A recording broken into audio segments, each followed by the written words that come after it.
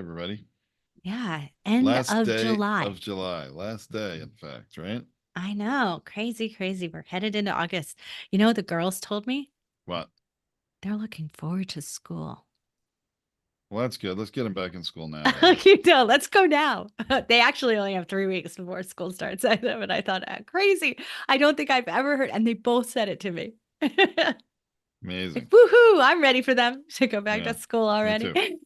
Anyway, well, it's been hot here. I hope it's been Manageable, manageable wherever you are in the world, because tolerable. it's been, yeah, it's been miserable in some places. So, but we're going to get started today with kind of I'm going to call it a sort of more becoming more and more relevant topic. Like it's becoming more and more of a thing, but we've been doing this for a decade. Can you Yeah, we believe have. it? We've been actually doing this for a decade I already. know. I And know. we've been using the AI version for 8 years. That's crazy. Like it feels like, AI is so new. Well, transcripts are one of the first things that AI did. Yeah. Well, let's talk about this on the show. Let's start our Let's do feature brand episode and we'll it. get going. All right. And then we'll answer some questions for our community who are over in the Poditized Zoom room. Yep. All right. Hey everyone, welcome to Feed Your Brand. I'm Tom Hazzard, along with my co-host Tracy Hazzard. Today we're going to talk about podcast AI transcription hacks from 10,000 episodes.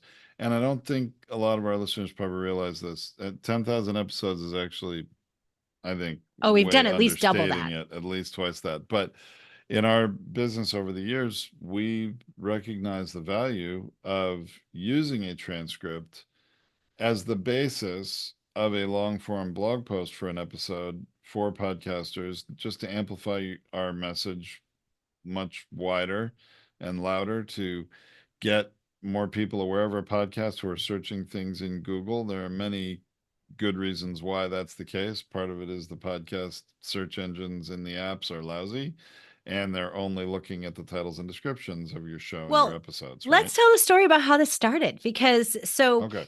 Tom and I started our first podcast. We've told you many times on the show before. We started our first podcast in a geeky podcast on 3D printing called WTFFF.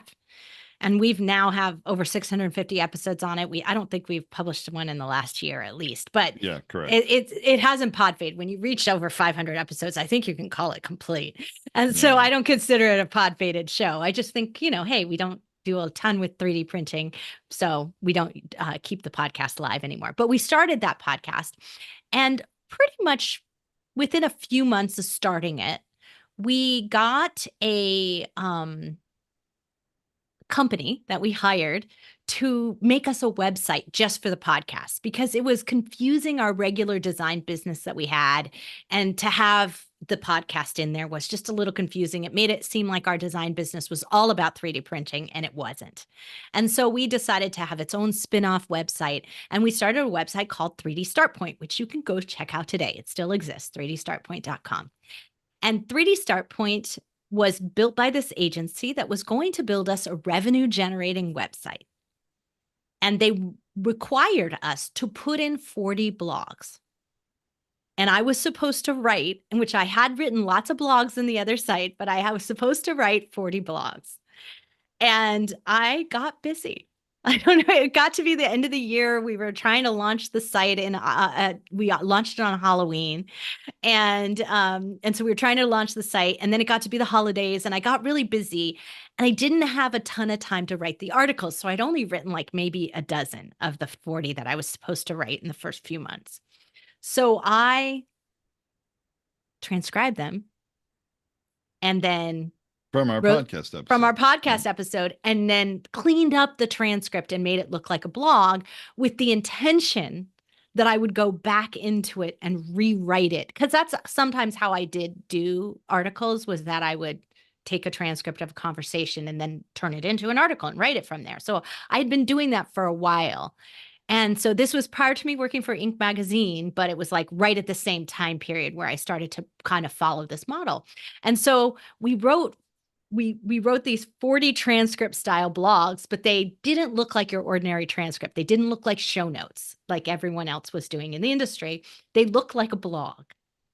And in January, Tom got a call from the head of the company who had been hired to do this revenue generating website. And what did he tell you?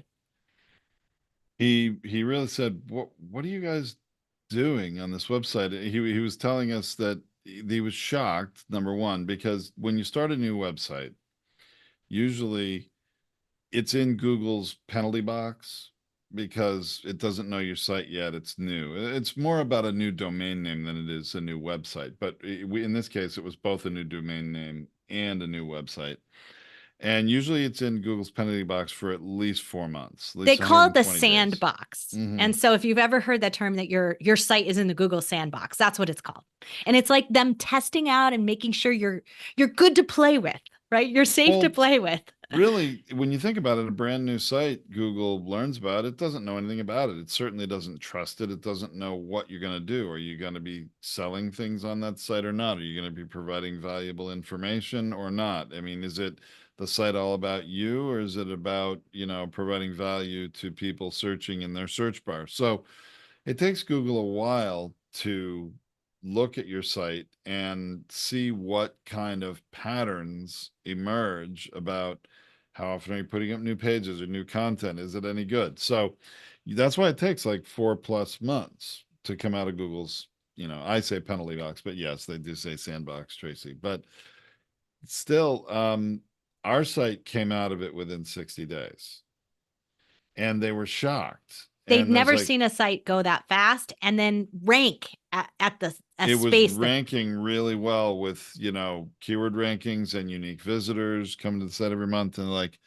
what are you guys doing? And so, Tracy was kind of ready to apologize to them because she hadn't written the blogs the hard way. And we had done this transcription thing and and to create these blogs. And so we were asking them, well, so should we really write the blogs the hard way? And they said, no, no, no, no, keep doing what you're doing because it's working really well. yeah. And so And we then did. they and us together refined this process into what we consider to be, we call it our verbal SEO blog. So verbal search engine optimized blog. And that's what we call it. But it's always come from the transcript. So this started in 20, what year was that? I can't even think. 14, it was 10 years ago. 2015? 20, I don't know, 2015. 2014, Yeah. 2015. I think it was 2015. And so we'd been doing this, like I said, almost a decade. We started in 2014 in terms of but by the time the site aired and it was Right. happening at this rate, it was 2015. But so we've been refining how that looks and how that works. And then very quickly, we were using transcription services to get transcriptions. And we were doing the human edited version, the human transcribed version initially because it was better, because the ones that were automated were terrible, like really bad back then. But they improved over time. And in a couple of them, and this is why I say we've been for 8 years, we were approached by those companies that we'd been doing a lot of volume of episodes with them. They approached us and said, hey, would you be one of our beta testers and start out using our AI system? And we created APIs, automated ways of utilizing their AI system as the first pass. And then we still have a human transcription team, right? Like we still have, I mean, I think it's our largest team. It's still today, it's our largest team. So, so between that and blog, those are our two largest teams at Podetize. So we would have all these, it would take approximately, let's say you had 30 minutes of content. It would take us approximately 4 times that in a human review of that. That's on average. Some are longer, some are shorter, but it's on average 4 times that for a human to run through that and review it. And so you'd be doing basically 2 hours of work on top of a 30-minute episode, if you think of it that way. So if you're not spending that much time on it, some of it is because AI transcription has gotten so much better over the years, and we've flip-flopped through many different versions of it. We are currently using Google Speech to text, and we abandoned Rev. We did a bunch of other types over the years, and various reasons, cost some of it, but also accuracy. And how it formats also saves time for you as you do this. So this is something that you're going to want to experiment with, is that there are multiple ways to do this, multiple things that you can utilize. But the purpose, again, just sort of to come back to sort of the good reason why, as a podcaster, you want to do this. It's the good reason why you want a website for your show, and why you would want anything to do with a transcript. And it's just to convert your content into another medium that's going to get a lot more attention and exposure for your podcast and your show brand, and or if it's part of your business brand, because there's only so many people that are going to find your content through a search in their listening app, because it's only going through titles and descriptions of the shows and the episodes. And even in YouTube, similar thing. As big as YouTube is and as many great things as they do, everything that is said within your recording is still not a part of their search. So when you create this type of a blog on your website, now you're opened up to being found by all the billions of people searching in Google's search engine every day, because they index this text and make it searchable in their system. Yeah. So I want to clarify, right? Because in YouTube, there is you see captioning, you see Yeah, automated transcriptions, you even see automated transcriptions in Apple and Spotify now. So like those things are happening there, but they are not unlocked for search at this stage and time. So keep that in mind, that it just because they are providing that doesn't mean it's searchable. It also doesn't mean it's accurate. So Right. keep in mind, even though AI speech to text has gotten a lot better over the years, and it has, it is still not perfect. It still takes a human being. And if you're going to use an AI transcription for your podcast, it's up to you, the podcaster, especially if you're doing it all yourself, to go through that transcript and make sure it's accurate. And I'm going to give you, I know people listening to me will have varying opinions on, oh, they're accurate enough, it's fine, or no, they're not accurate at all, I don't want anything to do with them. And no matter where you fall in sort of the pendulum swing of that, I'm going to give you an example. Tracy and I have used this example in the past, but it's really the most obvious and good one. Tracy and I have experience in product design and development for retail products. And in retail, you see those barcodes on every product that they're scanning at the register. That's referred to as a SKU conventionally. SKU, it's an acronym for stock keeping unit. But any AI speech to text software is going to spell that out, SKEW, like you've skewed something, or you have a skewed perspective on something. So there are always words and terms that just are not able to be understood by Industry AI terms. today, or any kind of specific subject matter terms. Doesn't have Right. to And be a very often when you business. say things like you spell something out or you say something.com, it actually spells .com, And I'll give you another DOTCOM. one with a recent customer. They have a 4-point sort of plan called Awesome. And of course, the transcription software spells that as AWESOM or whatever it is. I mean, whatever. I don't know. SSOME. I'm not the best speller in the world, but his awesome is an acronym OSOM. It's just pronounced awesome. Another example of something that is just never, ever gonna get properly transcribed, right? Right. And so these are the things that matter. That if you're going to spend a limited amount of time, like you do not have a lot of time, the things that you want to clean up are things related to your business, to your programs and processes, and to any URLs, anything that you need to link through to. And then if you have guests on your show, you want to do the best you can to make sure your guest names are spelled right. And very often the That's university, often wrong. if you announce what university they went through, they'll get it wrong. The AI gets it wrong all the time and will mess up the name of the university. So we've seen that happen a lot. So out of respect for your guests, make sure you check those things as well. So that's the minimum level you want to do. And you want to do that even if you're using YouTube's transcription system. You can check the transcription in the process of it. You can fix it over there. Fix it right within the transcript side of things for those items. If you have a limited set of time and you don't have a team doing this for you, that is the minimum you want to do, but you want to fix it, because otherwise what you say is being misinterpreted by the mind of the person who, even if it's just scanning on the bottom of the captioning, it's not registering for them if they're properly. And so we want to make that connection to how we actually spell something, where they actually go for things, right? So those are the things to fix. And this is happening in a lot of places now. I mean, Apple's doing automatic transcriptions of your stuff, whether you want them to or not. And so are some of the other listening apps. And it's just always going to have a level of inaccuracy if you're not going to go in there and fix it. Right. Now, there is a way for you to upload a transcript into those systems. But what will not happen is they will not be synced unless you've corrected them with the timings in place. It's called an SRT file for video. Unless you've done it with the synchronized timings, you've actually edited it in the editing software to make sure that the timings match up with the audio or the video. It's never going to match. So you uploading that, it's better because then the transcript is all there, but it won't be synced to the audio file or to the video file. And so just understanding that, the choice is yours. Do you care about the sync, or do you care about how it's spelled and how it's written? Which do you care about more?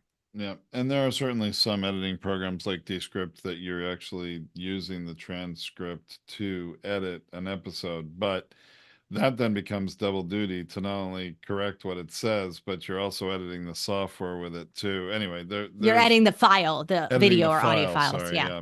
There's pros and cons with all these things, but so I'm going to big put out message- this. Yeah. I'm going to put out my perspective on this, and you can disagree with me. I do not care about that. Like, this is just, I want to put this out as a perspective on this.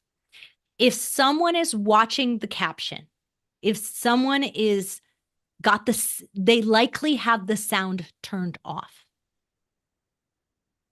So the timing doesn't matter.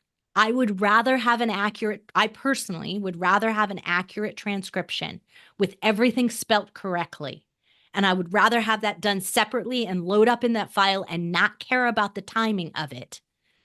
Because if they're watching the captions or they're reading the transcript, they're not listening to it.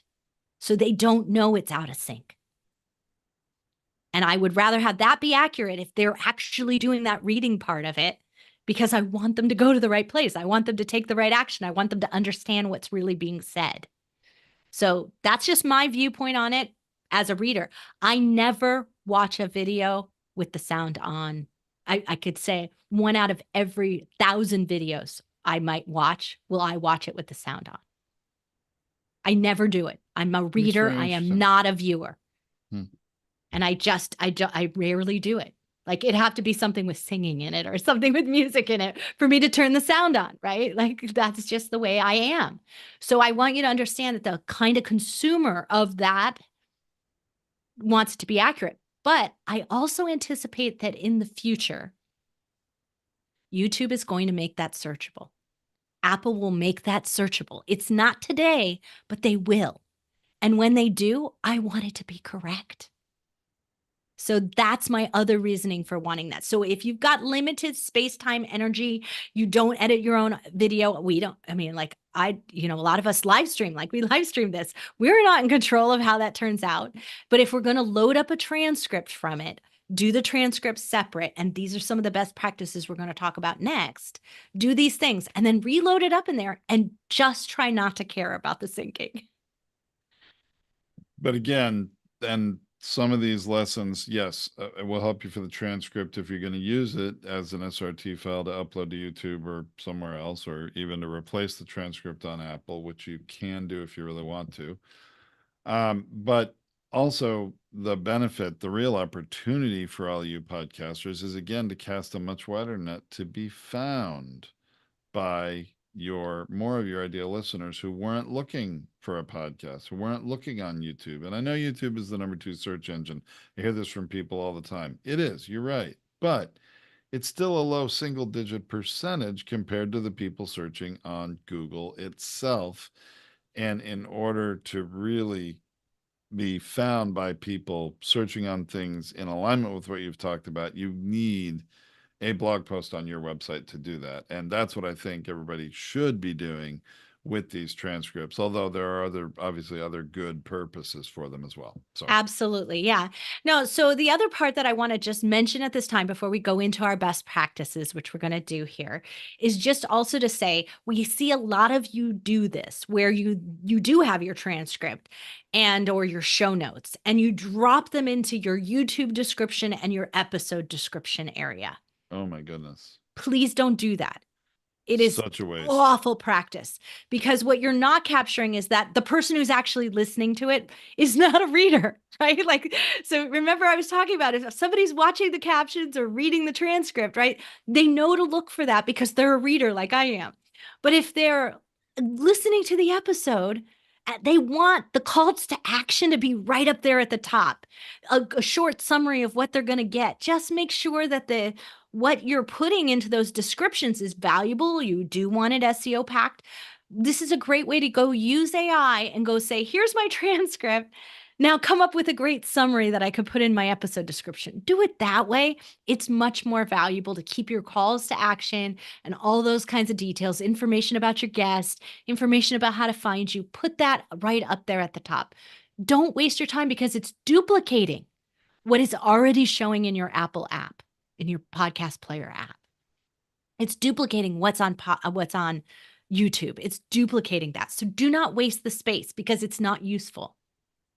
It's not helping you with anything. Well, and obviously I've seen it cause some big problems. We have some people we work with that their podcasts are well, it doesn't really matter where you're hosted. A lot of the platforms will allow you to put a full transcript as the description in of your podcast. And what it does is it makes your RSS feed just massively huge, takes it longer for it to load, which is not a good thing for anybody, you or the listener. And not only that, a lot of the podcast listening apps will truncate it after 4,000 characters. And so you've just wasted your time putting the whole thing in there. Because usually the call to action is at the end, right? And so you've got it and it's cut off. So this is why we don't recommend that. It's replication of stuff that's not useful. It's not actually adding any value. Yeah. So I just wanted to say that before we move on. So let's talk about some things we've learned over 20,000 episodes, even though it says 10,000 in our description here in our title. It was catchier with over 10,000. It still sounded big enough. I think from an SEO perspective, it's actually a better choice to say 10,000. But yeah, you're right. I know it's well more than that. Yeah. Okay, so here's the 3 rules of things that I want you to don't put the speakers. Like speaker 1, speaker 2, designation, even name, Tom, Tracy, : take those out. Do not use them. If you have a choice, sometimes you have a choice and you don't even have to have them in the transcript. It's very rare, but sometimes you can do that. And then don't have timestamps. Now, sometimes you want the timestamps because it helps you edit, it helps you utilize it, but you're going to strip them out. You do not want them in your final transcript. It is not good blog practice. It's not good for SEO. It's not good for any of those other things that you will do for you to have timestamps and speaker names in there. So those are the first 2. The third thing is don't over edit it. That is the biggest lesson we've learned is don't over edit it. Don't fix what you say. You can fix and remove although a lot of the transcripts, a lot of the AI does that now. So it's not even in there to begin with. But you can remove ums, ahs, double words when you repeat yourself. It happens. Like you emphasize something and you repeat yourself in the transcript. It doesn't read well, but it sounds good when you're saying it on a video or an audio, right? You're emphasizing it, but it doesn't read well. So you can take out those things, but do not fix your grammar. Do not overfix what you said. If you said the wrong thing, like you actually said it backwards. It happens. Like you said, don't do something when you meant do something. What I recommend doing is what they do in an article is you put in parentheses after SIC, psych, and you say, I really meant don't do this or do this, right? And just put that correction there. Because if someone is watching the caption or reading it and listening, then you've corrected what was said. Yeah, that is really important. I agree. Look, if you have something that was really, really bad grammatically and it just ends up changing the meaning of what was said, I would fix it. But the plain spoken, language, the imperfect grammar and word order, Google recognizes as original and likes it and rewards it. And they've done that since 2009. So this They is not a like what thing. we call verbal patterning. That's why we call it verbal SEO blog, right? Verbal patterning has high value because they know that you weren't written by an AI, and they know that you weren't written by a automation, a bot, or a writer farm, right? Whose grammar is too formal. And they know that this is American if you're speaking, if you're writing this in the US or you're from the UK, it's British. Like they understand that pattern is matching to that. And that means that you are located there. And that has value to them too from a Google location. So these things really matter. Now, if you're going to put the transcript into your blog on your website, there are a couple other things that we do. Okay. And that is that we remove some of that chit chat at the beginning. We don't always go like, hey, welcome to the show. Like, because every one of your blogs would start with that if you did that. So we actually put the episode description as its own paragraph. We call it a leading paragraph, right? And that is a article term. You always write a leading paragraph when you write an article. And so we put that above, and then we will start the transcript below that so that it has something original and that you don't have duplication in how every single episode starts, so that the automation that puts it into the Google search engine doesn't take it the first few sentences and then every single episode looks the same. So that's why we do it that way. We also don't really look at that speaker designation. We designate it with boldface and lightface. So if you're the host of the show, your question or what you're saying is always bold, and what the guest is saying is in lightface. And if it's just a solo, it's all in lightface. It's not bold-faced at all. So we just do that to help the visual representation. So if you're listening to it, you're seeing it, it's making sense to the listener.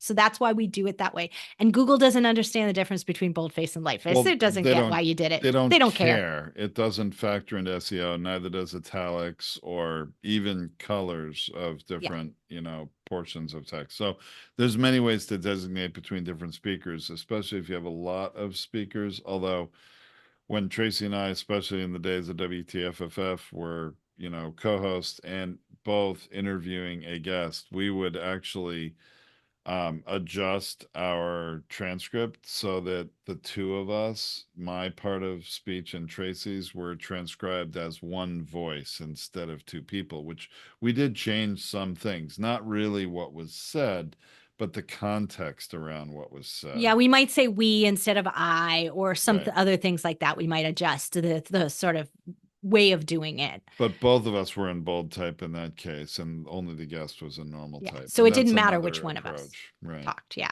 And you'll see that if you go to any one of Go to- these episodes that feed your brand for Feed Your Brand, you go to podcastersunited.org, you'll be able to go to any Feed Your Brand episode and you can look at the way we do the blog there. Go check it out.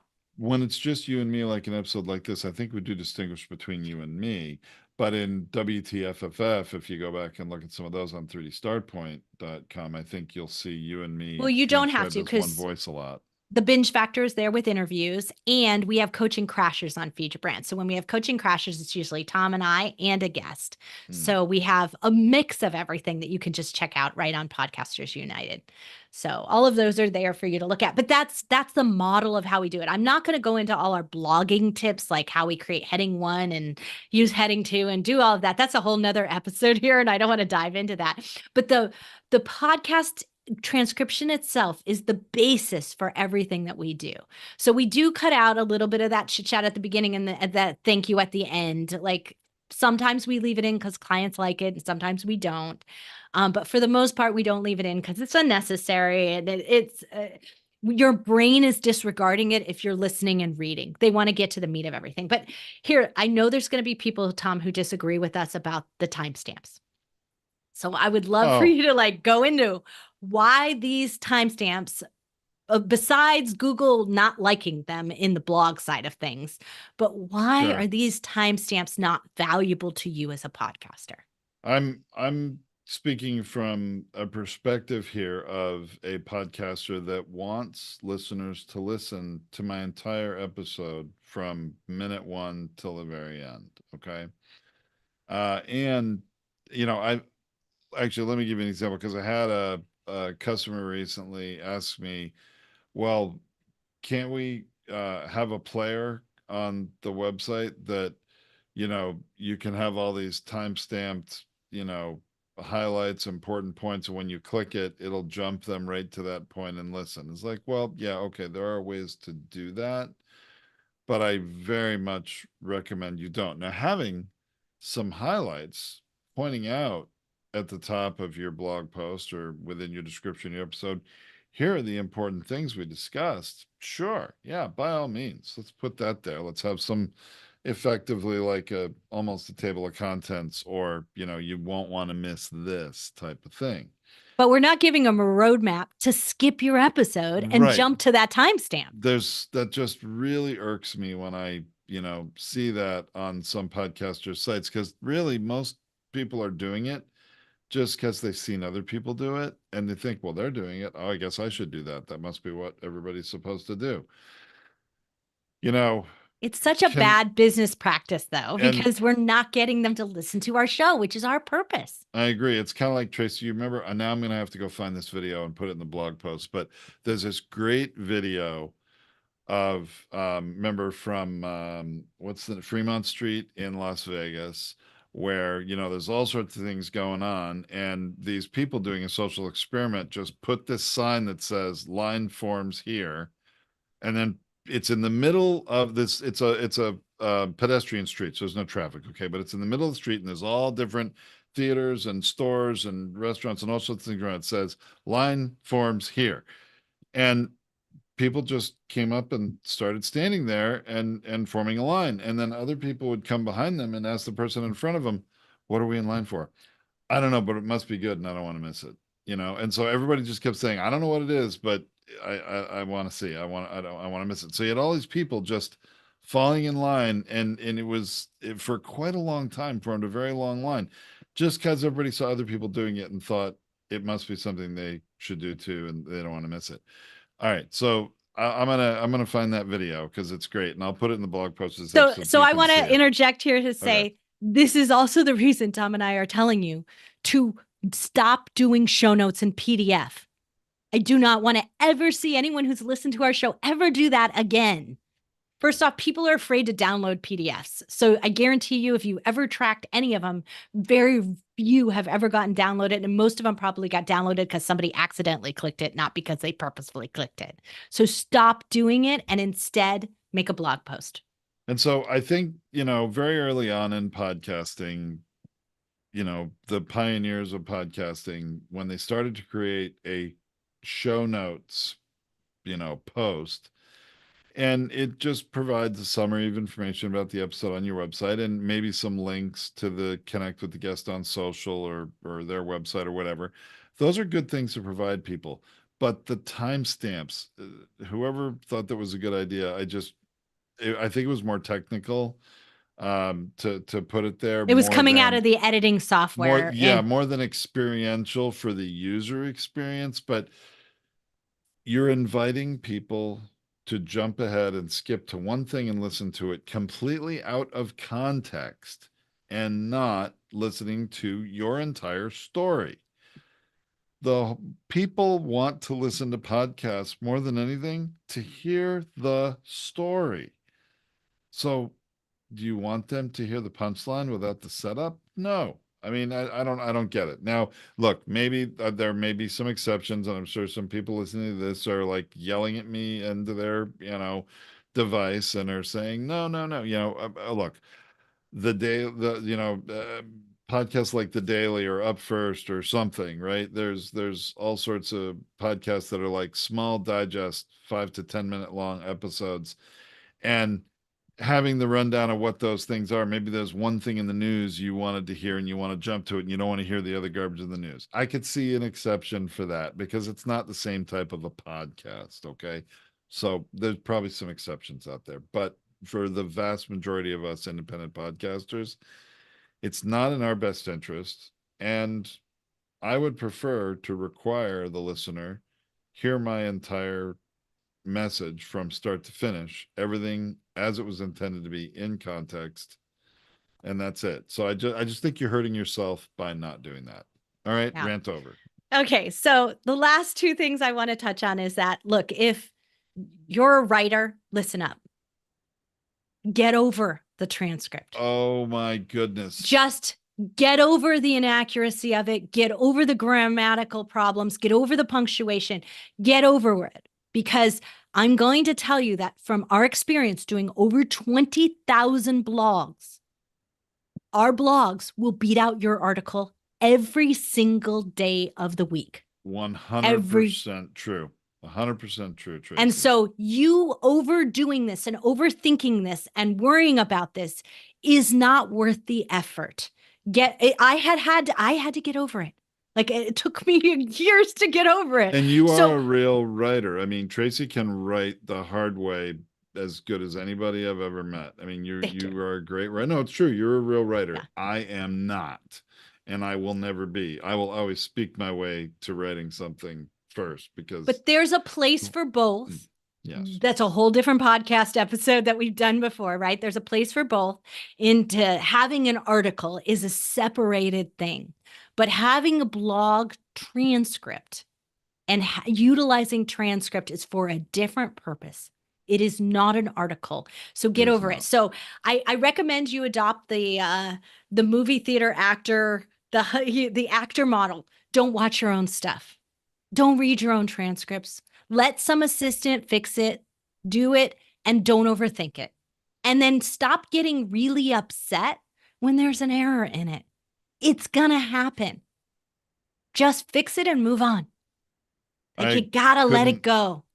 Couldn't agree with you more, Tracy. You know, I explain to every Podetize customer for production where we do this, especially the ones that I know are real writers and they have a book they wrote the conventional way, not the modern speak your way to your book with one of these programs. And I'm not saying those books are bad, but they're just different. Okay. And inevitably I'll have a couple, 3, 4 customers every year over the course of the year that each one of them says, I don't understand the blog. I can't have this on my website. I don't write like that. I was like, okay, I understand you don't write like that, but you do speak like that. And it's your choice right now. Would you rather have this podcast episode blog be written differently from what people are actually going to listen to? Because you're not going to go back and re-record what you recorded just to sound like what you'd like it to read like if you wrote it the conventional way. You know, you can be found by more of your ideal listeners using the kind of blog we create, or you can change it and sanitize that blog and have crickets worth of traffic coming to your website to read it compared to what you would have the other way. To me, this is all about discoverability. Now, at the end of the day, the customer can have it their way. That's fine. But we have seen it done. We have seen it where someone will spend hours updating and fixing the transcript and rewriting it and changing what is said, and it will harm the traffic. There's no question about it. It will harm the traffic of it. So do not do it. It's a waste of time and energy. Just get over it. Don't look at that. Don't write another article. As a piece of your writing. You've got to think of this as a net. You can go fishing in the ocean with a net the size of a tennis racket or a net the size of a football field. Which one do you want if you want to catch more fish? I mean, that's, that's its purpose. Crude analogy, but that's really the intent and the purpose. I want you to be heard by more people. That's the lens through which we look at everything and everything that we've optimized and what we do for ourselves and what we're recommending for you. Right. And then the last thing I want to touch on before we go is that we have transcripts on Podetize. Oh, that, that's right. and I don't want to forget about that because you, one of our most recommended way to do this is if you already have your audio file completed, it's edited, it's all ready to go, do the transcript then. It's not always practical. We don't do this for our done for you production services. We do it at a raw transcript level because we want to be done on time. But if you are publishing your own audio into it and you want the best transcript possible, utilizing your final audio is the best way to go, right? It's simpler, it's easier. So we have a automated transcript that comes with our service. So you can go in there, publish your audio, and get your transcript at the same time so that you can clean it up pretty quickly. You can remove the timestamps, you can remove the speaker designations, and you can utilize that in your you can absolutely utilize that in Apple or in YouTube or in all the other places that you might want to do it and load it up into your blog. So you can do it at the time you schedule your episode, give you enough time to do any blogs or other things that you want to do. And it's super simple to do. And you are utilizing our base AI, which is a whole lot better than a lot of people's AI because we've used it, we've refined it, and we've gotten it a lot farther along. Now, would I like it to have like no timestamps, no speaker designations, no all of those things?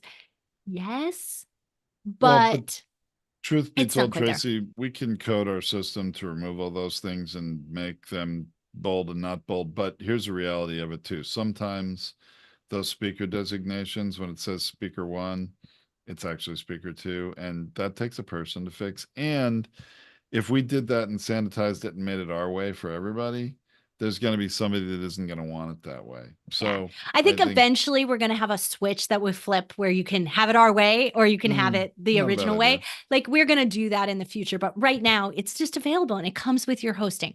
So like it's so easy to make sure that you're getting the best transcript possible at this time. And we're continuing to refine that because we have a partnership with Google that we're working on. So we've had a grant with Google for the last year. And so we're really working towards making this the best that it can possibly be. Mm-hmm. Well, I think we've covered this topic very well. What do you think? A really geeky topic about transcript, like micro topics we're getting into here over on the podcasting side. But these things are supporting your podcast and they're things that you need to think about. And we want to make sure that we're covering them for you because sometimes these things actually are a power engine in making sure that your podcast is found. And this transcript is actually one of them, especially when you utilize it on your website in a blog. So not too geeky after all. Well, just something important that every podcaster needs to consider. You know, if you're wondering, why am I not being heard by more people? You know what? There are probably lots of reasons why, but here's one path to being heard by more people that you might consider. Okay, let's leave it at that. And as always, remember, we told you to go to podcastersunited.org where you'll be able to find the podcast for this episode. You can check out how our blog looks. But more importantly, I'm going to do you a big favor here in this particular episode. I'm going to give you our raw transcript, and I'm going to give you an ability to link through to our final edited transcript, and then you'll be able to see the blog post. So you'll see the three pieces that we put together that we utilize with our Done For You production team. So you can get a look at this particular episode. You'll have the audio, you'll have the video, you'll have all of those pieces there, and you'll be able to see the broken out parts that we normally don't share with everyone. We will share that for this episode, and you'll be able to find that in the blog post for this episode at podcastersunited.org. All right. That sounds great. Great bonus. So go check that out. We'll see you next time. This has been Tom and Tracy Hazzard on Feed Your Brand. All right, live stream. See you next week. We'll be back here with another episode. Next week, we're going to talk about